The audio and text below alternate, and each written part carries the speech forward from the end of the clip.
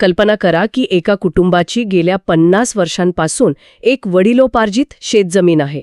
पिढ्यानपिढ्या तिथे अगदी शांततेत शेती सुरू आहे. पण एक दिवस अचानक सकाळी उठून पाहिलं तर शेजाऱ्याने आपल्या शेताचा बांध चक्क 5 फूट आत सरकवलाय. अरे बापरे, ही तर खूपच सामान्य पण मनस्ताप देणारी परिस्थिती आहे. हो ना.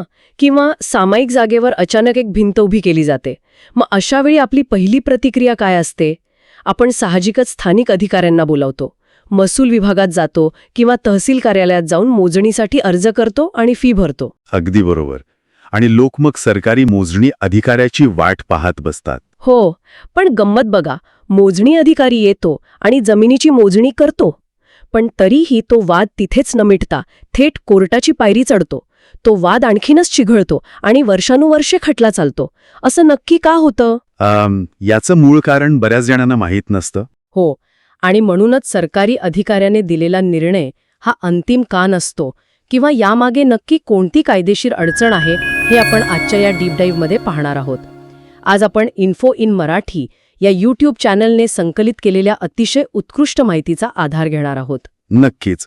इन्फो इन मराठी हे चॅनल महाराष्ट्रातील जमिनीचे कायदे किंवा सरकारी निर्णय अतिशय सोप्या आणि खात्रीशीर भाषेत डिकोड करतं. अगदी. आणि त्यांच्या ज्या माहितीच्या आधारे आपण जमिनीच्या हद्दीचे वाद आणि कोर्ट कमिशनर ही संकल्पना नेमकी काय आहे हे या समजून घेणार आहोत. तर माझा पहिला प्रश्न हाच आहे की लोक सर्वात आधी तहसीलदारांकडे धाव घेतात, पण सरकारी मोजणी करूनही हा वाद का सुटत नाही? म्हणजे बघा, याचं मूळ कारण समजून घेण्यासाठी आपल्याला प्रशासकीय अधिकार आणि न्यायिक अधिकाऱ्यातला फरक आधी समजून घ्यावा लागेल.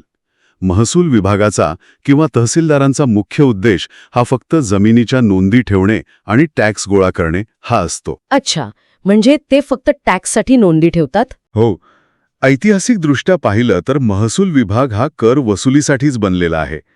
जेव्हा तहसीलदारांकडून सरकारी मोजणी होते ती फक्त एक प्रशासकीय प्रक्रिया असते आणि बऱ्याचदा ही मोजणी एकतर्फी होऊ शकते किंवा मोजणी सुरू असताना समोरचा पक्षकार तिथे उपस्थित नसू शकतो. किंवा तो ती मोजणी मान्य करायला तयार नसतो. अगदी बरोबर. आणि सर्वात महत्त्वाची कायदेशीर बाब म्हणजे जमिनीच्या मालकीचा किंवा हद्दीचा वाद हा कायदेशीर परिभाषेत दिवाणी स्वरूपाचा वाद असतो, ज्याला आपण सिव्हिल मॅटर म्हणतो. म्हणजे थोडक्यात सांगायचं तर तहसीलदार हे प्रशासक आहेत. ते टॅक्स गोळा करण्यासाठी रेकॉर्ड ठेवतात, पण ते काही न्यायाधीश नाहीयेत. त्यामुळे मालकी हक्काच्या वादावर ते अंतिम निर्णय देऊ शकत नाहीत असं तुम्हाला म्हणायचंय का? अगदी अचूक. महसूल अधिकारी हे मालकी हक्क ठरवू शकत नाहीत. एखाद्या जमिनीचा कायदेशीर मालक कोण आहे किंवा हद्द नक्की कुठे संपते यावर अंतिम निर्णय देण्याचा अधिकार फक्त आणि फक्त दिवाणी न्यायालयाला असतो. अच्छा, म्हणजे 7/12 उतारा हा फक्त टॅक्स भरल्याचा पुरावा आहे, तो मालकी हक्काचा अंतिम पुरावा नसतो. हो ना. त्यामुळे हा वाद जेव्हा दिवाणी न्यायालयात पोचतो तेव्हाच त्याला खऱ्या अर्थाने कायदेशीर स्वरूप प्राप्त होतं.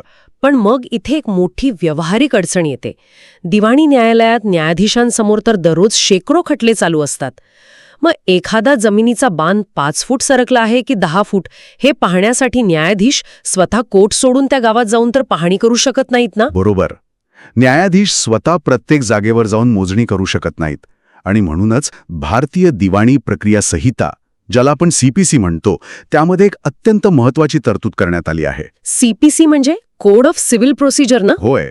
सीपीसीच्या कलम 75 आणि ऑर्डर 26 रूल 9 मध्ये कोर्ट कमिशनर म्हणजेच न्यायालयीन आयुक्ताची संकल्पना मांडली आहे. अच्छा, म्हणजे जर न्यायाधीश स्वतः जाऊ शकत नसतील तर कोर्ट कमिशनर हेच त्या न्यायाधीशांचे डोळे आणि कान बनून तिथे जातात असं आपण म्हणू शकतो का?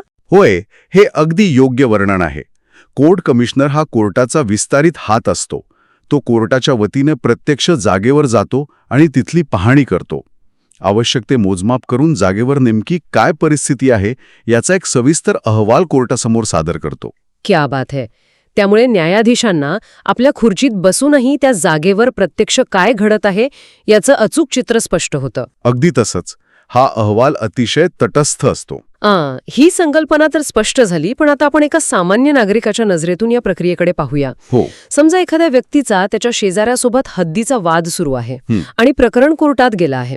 आता या कोर्ट कमिशनरला नियुक्त करण्याची प्रक्रिया काय असते? यासाठी अत्यंत स्पष्ट कायदेशीर प्रक्रिया आहे.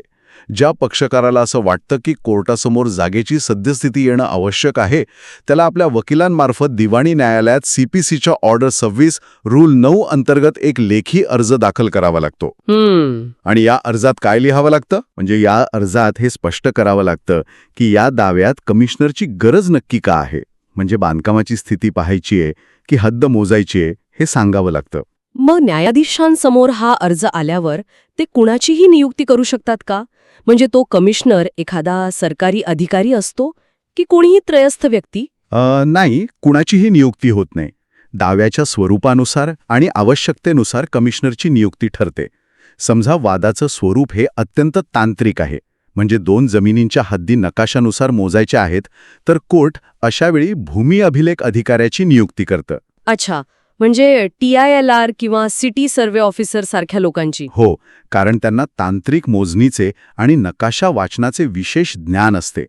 पण जर वादाचं स्वरूप फक्त जागेवरील सद्यस्थिती पाहण्यापुरतं मर्यादित असेल तर गोष्ट वेगळी असते. सद्यस्थिती म्हणजे तिथे घर नव्यानं बांधले जात आहे का किंवा जुनी भिंत पाडली आहे का हे पाहणे. अगदी बरोबर. हं, हे केवळ डोळ्यांनी पाहून नोंदवण्याचे काम असेल तर कोर्ट एखाद्या स्थानिक आणि अनुभवी वकिलाची कोर्ट कमिशनर म्हणून नियुक्ती करू शकतं. हे खूपच रंजक आहे. म्हणजे परिस्थितीनुसार तज्ज्ञ व्यक्तीची निवड केली जाते. पण इथे मला एक थोडा तिरकस प्रश्न विचारायचा आहे. कोर्ट कमिशनर जागेवर येणार आणि मोजणी करणार हे सगळं ऐकायला खूप छान वाटतंय. पण याचा खर्च कोण देणार? हा अत्यंत रास्त आणि व्यावहारिक प्रश्न आहे. हो, कारण आधीच लोक प्रॉपर्टी टॅक्स भरतात आणि वकिलाची फी देतात. आता या कोर्ट कमिशनरला सुद्धा स्वतःच्या खिशातून पैसे द्यायचे का? आणि यासाठी काही नियम आहेत की कमिशनर वाटेल ती फी मागू शकतो? याचे उत्तर होय असेच आहे की हा खर्च पक्षकारालाच करावा लागतो. जो पक्षकार न्यायालयात कोर्ट कमिशनर नेमण्यासाठी अर्ज करतो त्यालाच या प्रक्रियेचा संपूर्ण खर्च न्यायालयात ॲडव्हान्स म्हणून जमा करावा लागतो. अच्छा, म्हणजे मनमानी फी चालत नाही तर? अजिबात नाही. ही प्रक्रिया पूर्णपणे पारदर्शक असावी यासाठी महाराष्ट्र ॲडव्होकेट फी शेड्यूलनुसार याचे काही कायदेशीर निकष ठरलेले आहेत. म्हणजे या फीसचं काही ठराविक स्ट्रक्चर आहे? नक्कीच. जर कोर्टाने नेमलेला कमिशनर फक्त जागेवर जाऊन सद्यस्थितीची पाहणी करणार असेल, म्हणजे स्पॉट इन्स्पेक्शन करणार असेल, तर त्यासाठी साधारणपणे 3,000 ते 5,000 रुपये इतकी फी निर्धारित केलेली असू शकते. आणि जर त्यापेक्षा जास्त काम असेल तर? जर त्या कमिशनरला जागेवर जाऊन केवळ पाहणीच नाही तर तिथल्या लोकांची साक्ष किंवा पुरावा नोंदवण्याचं काम दिले असेल तर ही फी वाढून 5,000 ते 7,500 रुपयांच्या घरात जाऊ शकते. बर, आणि हे पैसे थेट त्या कमिशनरच्या किंवा वकिलाच्या हातात कॅशमध्ये द्यायचे असतात का? अजिबात नाही. आणि हाच या प्रक्रियेतला सर्वात महत्त्वाचा पारदर्शक भाग आहे. हे पैसे पक्षकाराने कमिशनरला थेट वैयक्तिकरित्या द्यायचे नसतात. मग ते कुठे जमा करायचे? ते पैसे अधिकृत प्रक्रियेद्वारे न्यायालयाच्या ट्रेझरीमध्ये जमा करावे लागतात. कोर्ट त्यानंतर ती फी कमिशनरला अदा करतं. यामुळे कोणत्याही प्रकारच्या भ्रष्टाचाराला आळा बसतो. हे खूपच दिलासादायक आहे. पण इथे मला एका दुसऱ्या आणि खूप गंभीर समस्येकडे वळायचं आहे. आपण ग्रामीण भागात अनेकदा बघतो की गावातील एखादा श्रीमंत माणूस अधिकाऱ्यांना हाताशी धरून परस्पर मोजणी करून घेतो. हो, आणि समोरच्याला पत्ताही नसतो. अगदी तेच. कोणालाही न सांगता मोजणी होते आणि मग अचानक एक दिवस कोर्टातून आदेश येतो की तुमची जमीन अतिक्रमित आहे. विरोधी पक्षकार न्यायालयात सांगतात की आमच्या गावात तर कोणी मोजणीला आलंच नव्हतं. मग अशा पाठीमागे केलेल्या मोजणीला कायद्यात काही अर्थ असतो का? हां, तुम्ही अत्यंत कळीचा मुद्दा उपस्थित केला आहे. एकतर्फी मोजणी हा बऱ्याच वादांचा मूळ विषय असतो. पण कायद्यात नैसर्गिक न्यायाचं एक अत्यंत भक्कम तत्व आहे की कोणाच्याही पाठीमागे त्याला न ऐकता त्याच्या विरोधात कोणतीही कारवाई होऊ नये. म्हणजे त्याला स्वतःची बाजू मांडण्याची संधी मिळायलाच हवी. हो ना. आणि यावर आळा घालण्यासाठी इन्फो इन मराठीच्या संदर्भांमध्ये सन 2000च्या एका अत्यंत महत्त्वाच्या सरकारी निर्णयाचा म्हणजे GRचा उल्लेख सापडतो. हा GR नेमका काय सांगतो? यातून या लपून छपून होणाऱ्या मोजणीला कसा आळा बसतो? या निर्णयानुसार जेव्हा कोर्ट कमिशनर मोजणी करण्यासाठी प्रत्यक्ष जागेवर जाणार असतो त्या तारखेच्या किमान 15 दिवस आधी दाव्यातील सर्व संबंधित पक्षकारांना पूर्वसूचना किंवा नोटीस पाठवणं कायदेशीररित्या बंधनकारक आहे. किमान 15 दिवस आधी. आणि ही नोटीस कशी दिली जाते? नुसता फोन करून चालतो का? नाही, तिथेच कायद्याची खरी ताकद दिसून येते. ही नोटीस फक्त साध्या पोस्टाने किंवा तोंडी चालत नाही. ती रजिस्टर्ड पोस्टाने पाठवली गेली पाहिजे. अच्छा, म्हणजे पुरावा राहतो. हो, या नोटीसमध्ये मोजणीची नेमकी तारीख आणि वेळ अत्यंत स्पष्टपणे नमूद असावी लागते, जेणेकरून त्या दिवशी दोन्ही पक्षकार जागेवर उपस्थित राहू शकतील. पण समजा त्या कमिशनरने ही 15 दिवसांची मुदत पाळली नाही किंवा साध्या पोस्टाने पत्र पाठवलं तर काय होतं? जर ही कायदेशीर प्रक्रिया पाळली गेली नाही किंवा रजिस्टर पोस्टाची पोहोचपावती कमिशनरने अंतिम अहवालासोबत कोर्टात सादर केली नाही, तर तो संपूर्ण स्पॉट इन्स्पेक्शन रिपोर्ट कोर्टात बेकायदेशीर ठरू शकतो. अरे बापरे. म्हणजे तो पूर्ण रिपोर्टच कॅन्सल होऊ शकतो. हो ना. विरोधी पक्षकार या तांत्रिक त्रुटीच्या आधारावर तो अहवाल पूर्णपणे रद्द करण्याची मागणी करू शकतात. त्यामुळे मोजणी जितकी महत्वाची आहे तितकीच पारदर्शक नोटीसची प्रक्रियाही महत्वाची आहे. क्या बात आहे. म्हणजे केवळ मोजणी करून चालणार नाही, तर ती सर्वांसमक्ष आणि योग्य प्रक्रियेनेच झाली पाहिजे. आता आपण या कोर्ट कमिशनरच्या अधिकारांच्या मर्यादांबद्दल थोडं बोलूया. मगाशी आपण एक रूपक वापरलं होतं की कमिशनर हे कोर्टाचे डोळे आणि कान आहेत. हो, बरोबर. पण मला सांगा, जर ते कोर्टाचे डोळे आहेत तर ते जागेवर जाऊन कोर्टाचा मेंदू म्हणून काम करू शकतात का? म्हणजे ही जमीन नक्की रमेशचीच आहे आणि सुरेशने इथे बेकायदेशीर अतिक्रमण केलं आहे असा निर्णय ते स्वतःच देऊ शकतात का? हे रूपक तुम्ही अतिशय अचूकपणे मांडलं आहे. जर कमिशनर हे फक्त डोळे आणि कान आहेत तर ते मेंदूचं काम अजिबात करू शकत नाहीत. कायदेशीर भाषेत सांगायचं तर कमिशनरला तसा कोणताही न्यायिक अधिकार नसतो. म्हणजे ते फक्त माहिती गोळा करतात. हो, कायद्यातील एक अत्यंत कठोर तत्व आहे की कमिशनरची नियुक्ती फक्त पुरावा गोळा करण्यासाठी केली जाते. मालकी हक्क कोणाचा आहे हे ते ठरवू शकत नाहीत. हे जरा उदाहरणासहित सांगाल का? म्हणजे याचा व्यावहारिक अर्थ काय? समजा दोन जमिनींच्या मध्ये एका जुन्या विटांच्या भिंतीवरून वाद आहे. कमिशनर जेव्हा जागेवर जाईल तेव्हा तो आपल्या अहवालात फक्त एवढेच नोंदवू शकतो की तिथे अमुक एका ठिकाणी एक 20 फूट लांब भिंत आहे. म्हणजे ते फक्त जे भौतिकदृष्ट्या डोळ्यांना दिसतंय तेवढंच लिहून काढतील. अगदी बरोबर. ती भिंत रमेशने बांधली की सुरेशने हे ते सांगू शकत नाहीत. ती भिंत रातोरात बेकायदेशीरपणे उभी गेली की ती जुनी आहे याचा निर्णय कमिशनर देऊ शकत नाही. अच्छा, म्हणजे अहवालात कोणावरही मालकी हक्काचा शेरा मारणं त्यांना मान्य नाही. हो ना. ते फक्त तटस्थ अहवाल तयार करतात. त्या अहवालातील तथ्यांचे विश्लेषण करून मालकी हक्काचा अंतिम निर्णय देण्याचे मेंदूचे काम फक्त कोर्टाचे न्यायाधीशच करतात. हे एकदम स्पष्ट झालं. पण आता एक सर्वात महत्वाचा प्रश्न. मानवी स्वभाव आहे आणि चुका होऊ शकतात किंवा कधीकधी जाणीवपूर्वक पक्षपातही होऊ शकतो. जर कमिशनरने दिलेला हा अहवाल सदोष असेल तर काय?